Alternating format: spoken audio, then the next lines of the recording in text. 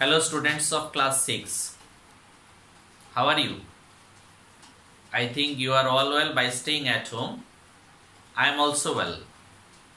Today I am here with you, Chandan Devanath, Assistant Teacher, English, Kumila Modern High School. Today I want to discuss with you about parts of speech.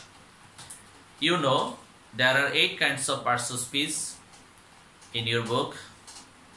Among of them I have chose one, and it is about noun.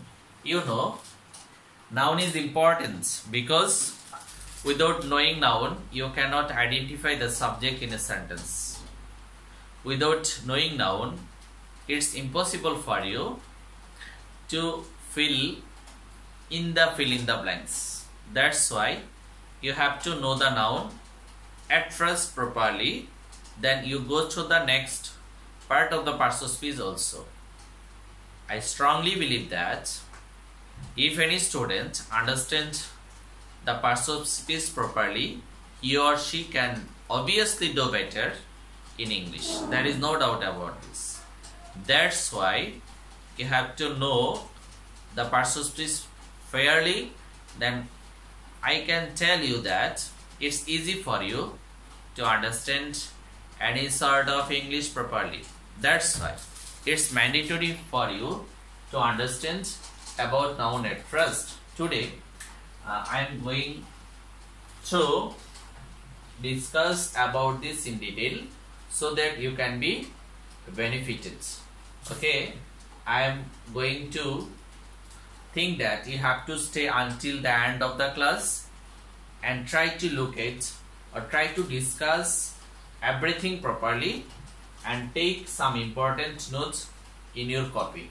So you better take a pen with you so that you can write everything from the board. Okay. At first we have to know the definition of noun. We have to know the definition.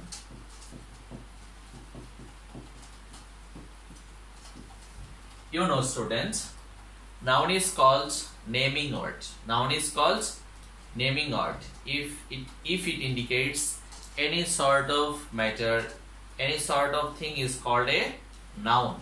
So we can say that noun is called a naming word.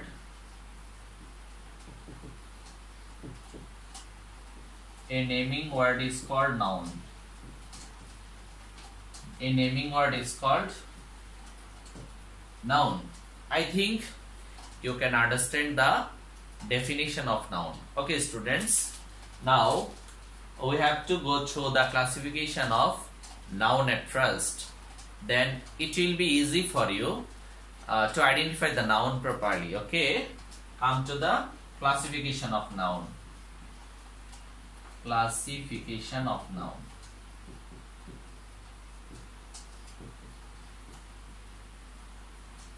Write down this classification of noun. Okay, students, noun can be classified generally into 2 ways. Generally we can be divided into 2 ways.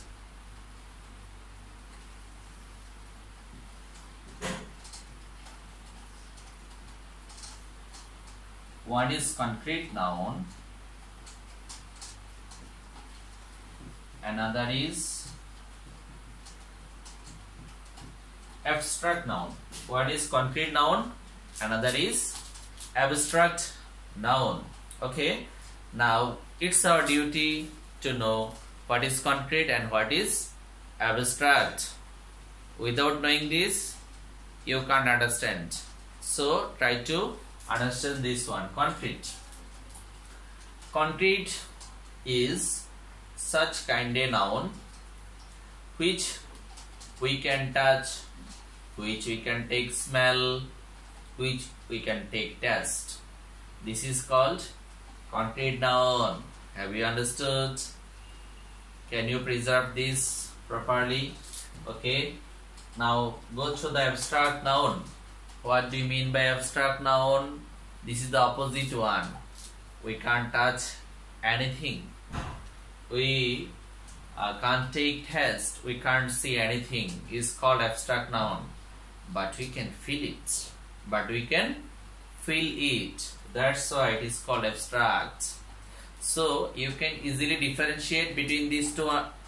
Between these two, one is opposite to another one. One is opposite to another one, because we can see concrete noun can be touched, can be felt, can be smelled. But on the other hand, abstract noun cannot be seen, cannot be touched, cannot be taken, smell, like that. So we can see that these are the opposite one. Now come to the point. Concrete noun can be divided into 4 ways. Okay, come to the point. One is proper noun, one is common noun, one is collective noun, one is material noun. Okay, dear students of class 6, write down this quickly. One is proper noun, one is common noun, one is collective noun, and another is material noun. Have you written this? I think you have written. Okay, but there is no classification of abstract noun. It is only one. There is no classification of abstract noun. Okay, have you written this one? Can I erase this? Because I have to write a lot of things here. That's why. Okay, I have thought that you have written.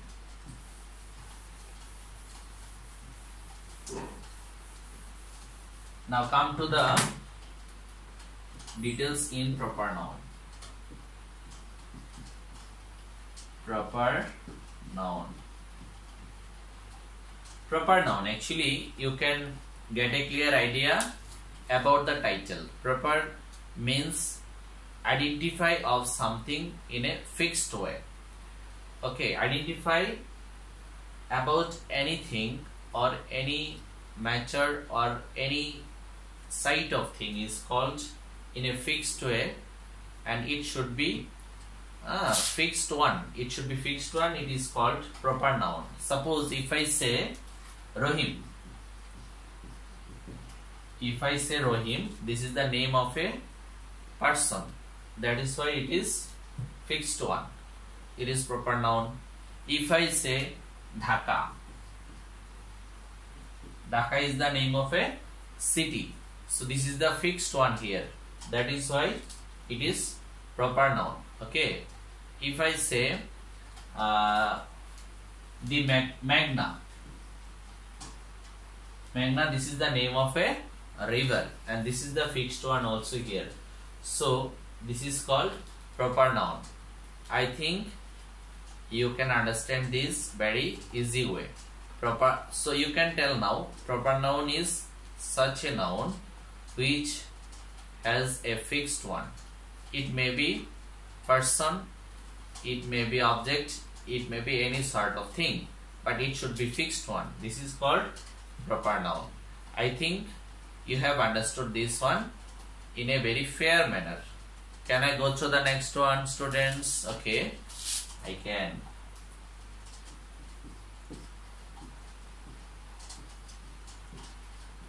Common noun. Common noun. You know, common noun, such a noun which is indicator some of common thing. Suppose if I say boy,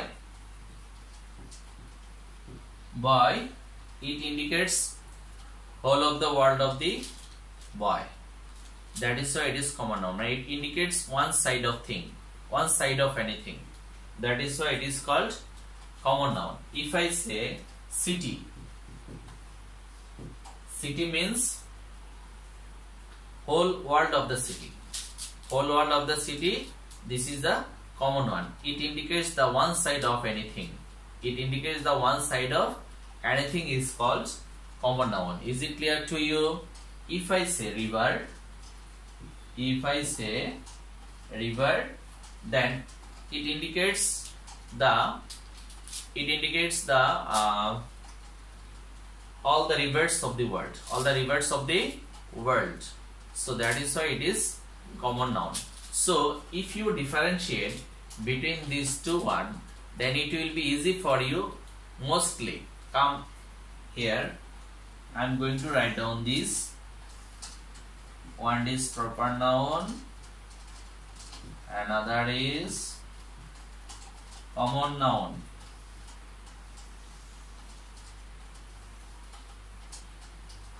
One is proper noun, another is common noun. Okay, so if I say this, look at here, Rohim,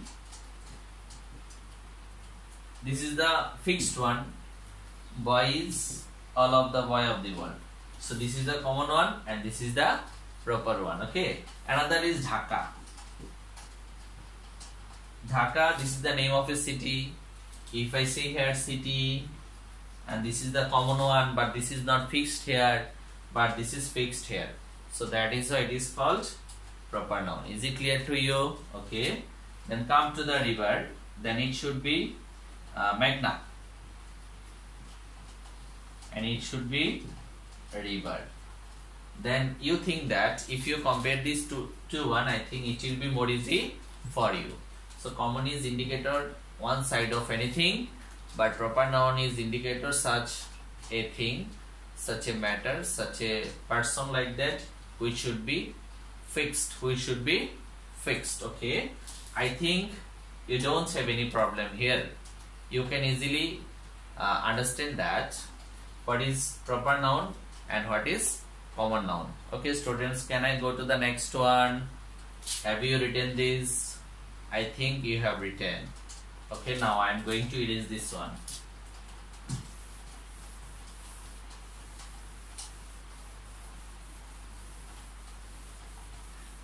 Now come to the point of material noun. Material noun.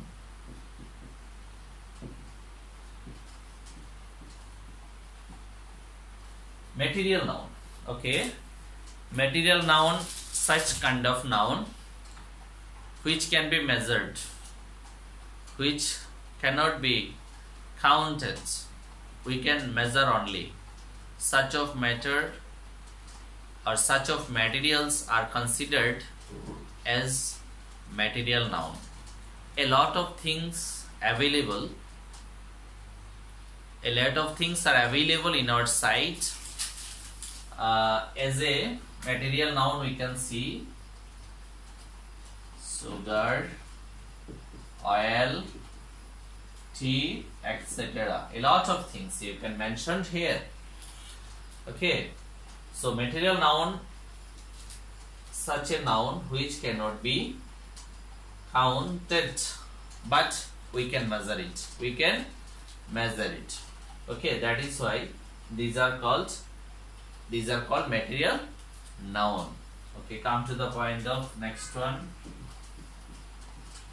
Collective noun.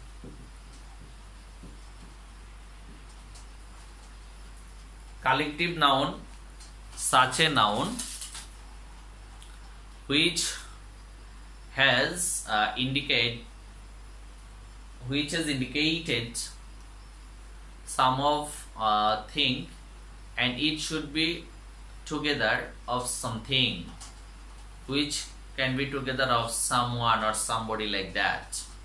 This is called collective noun. If I say Bangladesh cricket team or team, whatever it is, the summation of sum of people, team, like that. If I say army, if I say this is the legislative part of the country, army, and then we can say police, then we can say police, like that. This is why these are called collective noun, because these are the indicator of sum of thing or sum of matter which are related to the summation of something, which are related to the summation of something, is called collective noun. Is it clear to you? I think you have got a clear idea about collective noun.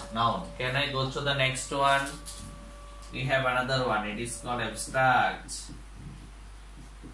Abstract noun. Abstract noun. I think you have to know that some of thing which cannot be touchable but you can feel it.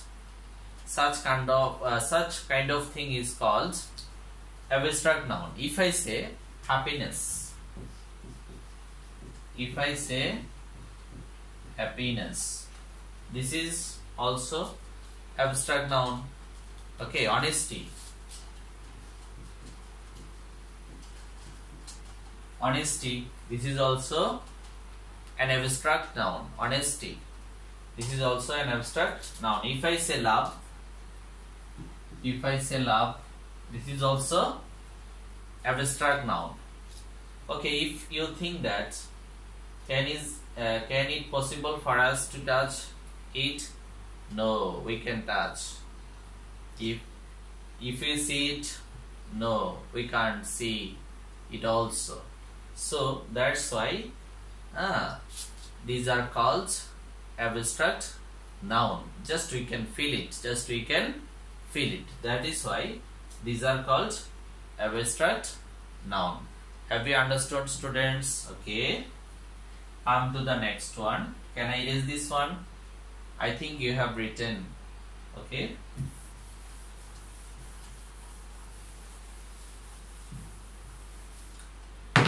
Remember, students, noun can be classified another two ways. One is countable, another is uncountable. Countable noun may be singular or plural, but uncountable noun should be considered as singular. Okay. Countable noun, another is uncountable noun. By listening or by listening the topic, then you can easily understand that countable means which can be counted, like 1, 2, 3, 4, like that. But on the other hand, uncountable indicates that which cannot be counted. Is it clear? So that is why countable is considered as a counting, but on the other hand, uncountable cannot be considered as counted. Okay, so we can say that what type of noun can be countable? Can you tell this one? Yes, we can tell. If I say Meghna, Jamuna, like that, Rohim, Salma, Rahim. Okay, then you can say a lot of things. Actually, a lot of things we can tell here. This is called countable. Okay, if it is uncountable, then what should we can tell? Suppose we can tell water, milk. Okay, we can say water, milk, sugar, tea, like that. Actually, we can say such kind of matter as a uncountable noun. This is also important to know to write down the verb properly. Without knowing this one, countable or uncountable, actually it will be more difficult for you to write down the verb, because at first we have to know the subject, is it singular or plural. Then we can easily be measure that what should be the verb here. So I think we have discussed everything about noun. If you read this again and again, then you can get a clear idea about this one. Then it will be more easy for you. I think you should read this one. If you face any problem, then you can tell me about this one. I will try my level best to give you the answer through comment, so that you can be more benefited. Okay, students, today I want to complete this one. I will take another class in another day, so that you can be benefited.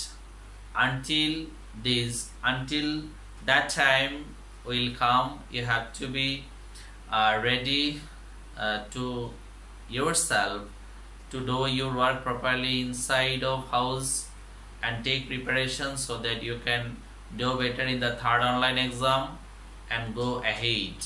Until this, be steady and be happy and do work properly so that you can be benefited. Thank you today. I will take another class in another day.